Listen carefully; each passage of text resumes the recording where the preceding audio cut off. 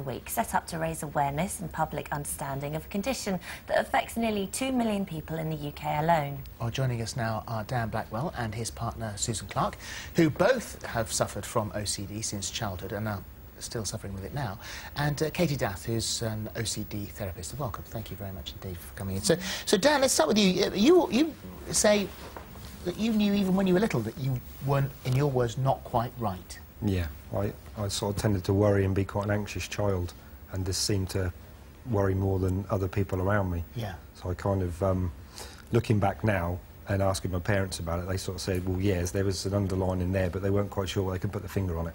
And it was an ad campaign when you were 12 or 13 that sort of triggered it to a much greater degree. It was, yeah, it was the big government campaign about AIDS. And I remember I was already sort of kind of hand washing then, and there was the intrusive thoughts, and all of a sudden they came on about AIDS and said it was going to be this massive pandemic, that everyone was going to get it, and then they told you like how you might be able to catch it, and that was it.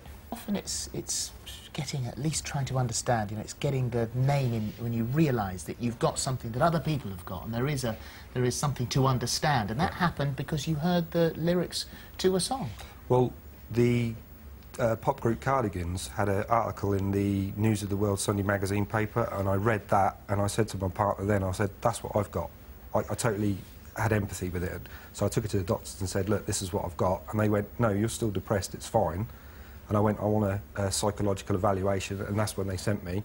Within 15 minutes, the psychiatrist was able to diagnose me with OCD and told me what it was. That was a huge relief for you, knowing what you had, and suddenly there were other people out there with a similar thing. Yeah, I did feel great. And for you, Susan, it was actually having your children, wasn't it, that made it. You'd had it before. I had it as a child as well. But to a greater degree when you had your children. Yeah, because it was a contamination issue.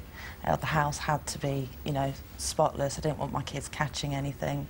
So, yeah, it's pretty tiring. It's recycled. Sometimes it gets really bad, and my nan's not very well at the moment, and I find myself tapping loads of stuff.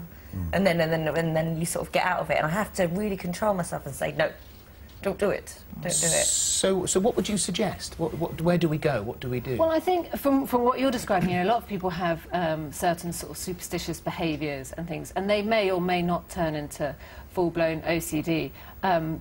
I think one of the questions you have to ask yourself is how distressing is it, and how much impact does it have on your life? Because we heard from Dan and Susie, it's an incredibly anxiety-provoking and difficult thing to deal with.